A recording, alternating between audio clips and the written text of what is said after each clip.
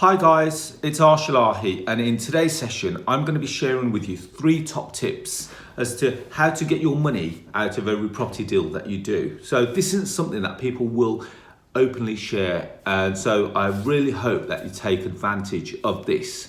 Before we do that, I want to say a quick hello to all subscribers, all listeners and all YouTube watchers. Hopefully you're really enjoying the content, but more importantly, if you are, please show me some love by pressing the subscribe button and the notification bell right now. So let's get it moving into it.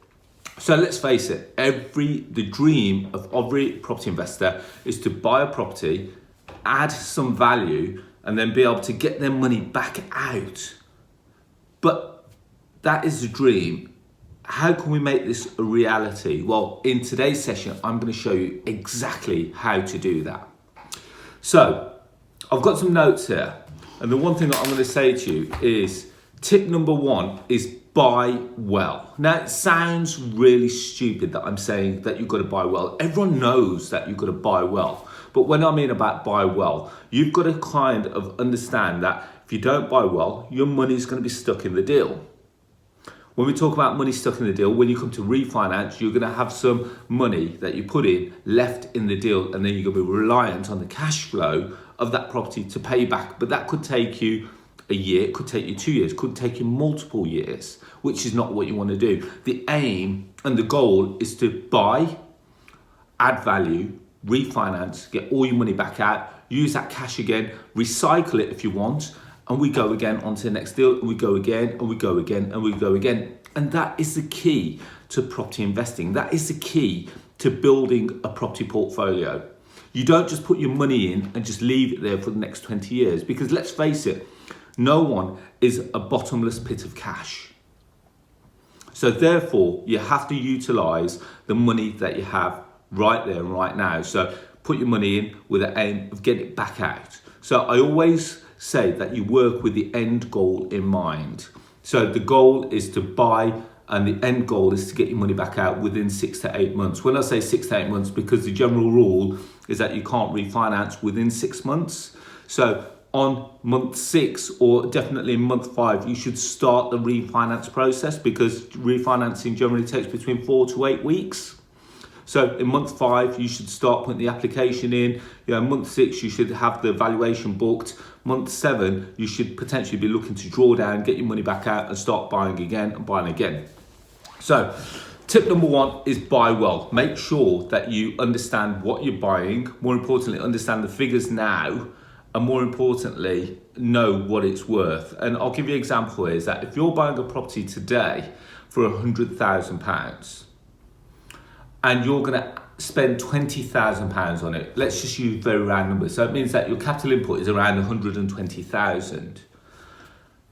You're hoping for that property to be worth circa within the region of 150 to 160,000 pounds. So when you come to refinance in month 6 or month 7 of ownership, they're going to value that property at 150 to 160,000 pounds, and then they're going to lend you 75% against the new value, the new open market value. So I'm just going to get my trusty calculator out here. So if you're based on 160 times that by 0.75, they're going to lend you £120,000. Sorry, it looks like 150, but believe it or not, it's £120,000. And therefore, that means that you've got your money that you put back in, so you can utilize that then to go and buy another property and another property. So tip number 1, buy well. Tip number 2 is quite an important one. You ever heard of the saying, the calculator does not lie? It will only spit out numbers that you've put back in. So if you've put some numbers in, it will give you the calculation according to the figures that you've put on there. So tip number 2 is know your numbers. Know your numbers, because going back to my example just then, that if you buy it for £100,000 and your refurb is 20,000, or you assume it's going to be 20,000, but in actual fact it turns out to be 35,000, you're then going to be stuck when it comes to refinance, because you're not going to get all your money back out. And if you're reliant on those funds to go and buy something else, that's where you're going to have your shortfall, and that's where you're going to start to run into problems. So rule number 2, tip number 2, know your numbers. You've got to also understand all the costings that are associated with purchasing and also disposing or refinancing of the property. So when you buy a property, you've got solicitors' costs, you've got stamp duty, you've got mortgage arrangement fees, you've got valuation fees. Have you calculated for all these? Then you've got acquisition costs, then you've got holding costs. So holding cost may be a mortgage payment. So let's just imagine that you've bought it with a buy-to-let or you've bought it with bridging finance. I'll talk to you about bridging finance in a second because that's a really important tool to use. So it's going to be a monthly fee that you pay, whether it be a mortgage or a bridging cost. So have you factored that in for? And more importantly, how many months have you factored it in for? If your refurb is going to take you, let's say, 2 months, how much money have you factored in? Because let's face it, you can't refinance for a minimum of up to 6 months. So therefore, really, you should have factored in costings for approximately 12 months. That's what I would personally do as a minimum. You know, if you can factor in approximately 2 years, that would be even better because that's your worst case scenario. And I'll talk to you about why I think 2 years in a second. Know all your fees, know all your costs. So once you've bought it, you've got the costs associated there, then you've got your ongoing costs, your monthly running costs, and then what's your exit? Your exit is, are you going to refinance against a buy-to-let product? Are you going to try and sell it on the open market? These all have associated costs. So when you're refinancing, again, there'll be a mortgage arrangement cost, there'll be some valuation costs. Have you factored these in? Also, if you're selling it, have you factored in sales, estate agents fees, solicitors fees, etc.? So again, if you haven't factored these in, will these make you then almost, not in negative, but will you not be getting out as much money as you originally anticipated? These are things that people sometimes tend to forget or just sweep under the carpet thinking, no, it's okay, I bought it for 100, my refurb is 20, I spent 120 on it. In actual fact, with all the other fees, that could amount well up to between 10 to £15,000. Let's just work on stamp duty alone. Stamp duty to acquire a property on £100,000 is £3,000. Then you've got your legal costs, which is approximately £1,500. That's £4,500 straight away. Then you've got your valuation fee, approximately say £500. So that's taken us up to £5,000. Then we've got our mortgage arrangement fee. So generally they work on a percentage of the loan. Let's say 1% of 70,000. That's another £700, which is not a lot, but it's still another cost. Then you've got your mortgage cost. If your mortgage is a couple £100 a month over 2 years, so 24 times that by 2, 48, that's another 4,800. Straight away, we're up to 10 grand. Then we've got the solicitor's costs to sell. Then we've got the stamp. Then we've got the estate agent's costs.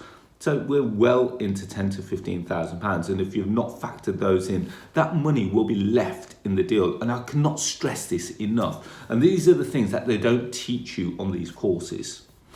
Tip number 3: know your exit. And I've touched on them just previously in tip number 2. What is your exit point? And really, you should have 2 exit points. You should have plan A and a plan B. Plan A could be the solid one that you're going to buy, refurb and sell. So you're going to buy to sell it. So you've got to, again, just stressing back on what I've said, you've got to also understand that how long are you going to be in that property for? So you're going to buy it. How long is it going to take to refurb? When are you going to put it on the market? How long do you anticipate it being on the market for? And again, these, unfortunately, they're not in your hands. You know, the builder, how long is he going to take? Builders are a law to themselves. And then estate agents, you know, with the best will in the world, we'd love for the property to sell the same day that you list it on the market. However, what happens if we get hit with COVID and all the estate agents have then gone down into lockdown for 3 months? We've seen that happen this year, haven't we? We're not saying that that's going to happen every year, but hopefully, next year, what happens if you put your property on the market and it doesn't sell for 3 to 4 to 5 months? Have you factored in the costing? That's why I said you've got to factor in approximately 2 years worth of ongoing costs or monthly costs into your costings, so that worst case scenario, at the end of it, you've got everything there, so that at the end of when you come out of it, you're still in a positive manner and you've still got all your money back out. Now, one of the biggest tips, so there's my 3 tips, so just quickly recapping over them. Number 1, buy well. Tip number 2, know your numbers. Tip number 3, know your exit. So when it comes to exit, so we've talked about selling the property. So that may be plan A. Plan B may be to refinance. Now, when we're talking about refinancing, when you're buying a property, I would always suggest that you get a broker who understands your vision with the property. So when I speak to my broker, I always say to him, I want to go in with a view of getting out within a period of between 6, 12 or 18 or even 24 months. So the broker knows from the outset which product he should be lining me up for my exit. There's no point him trying to put me on a mortgage to go into to buy the property where it ties me in for 2 to 5 years. Because let's face it, when I come to refinance, I'm going to get hit with penalty charges. So these are the conversations that you need to have with your broker from the outset. You need to say to them, guys, okay, I'm buying this property. My intention is to refurb it. Then my intention is to sell it. So I need a product from the outset that's not going to get hit with fees on the outset, because again, if there are fees attached to it, your broker needs to tell you that. And then you need to put that into your numbers. Can you see how this all kind of ties together? So that's a really important part. So if you can get in, but you can't get out, you're in a problem. And this is really important, because if you don't structure this correctly, this could bring your property journey to an end quite quickly. So there's my 3 top tips. One of the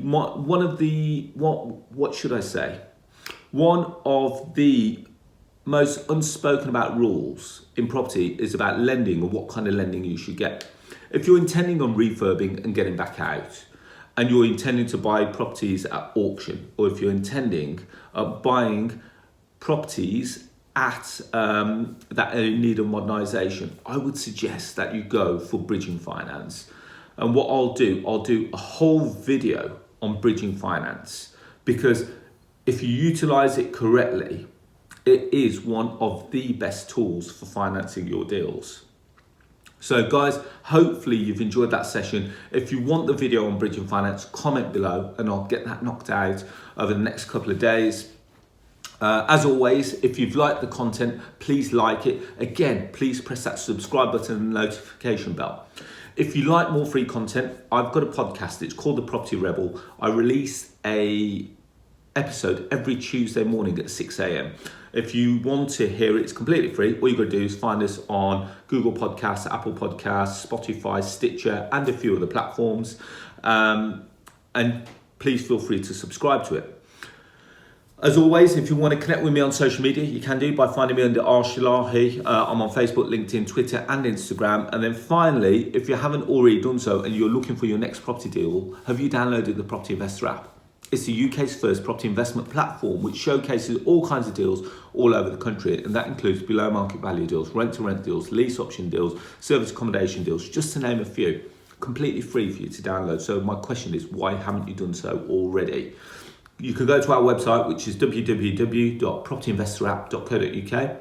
Alternatively, if you've got a smartphone, you can go to the App Store and type in Property Investor, and it takes you 2 minutes to register, and you've got all the deals in the palm of your hand. So there we have it, guys.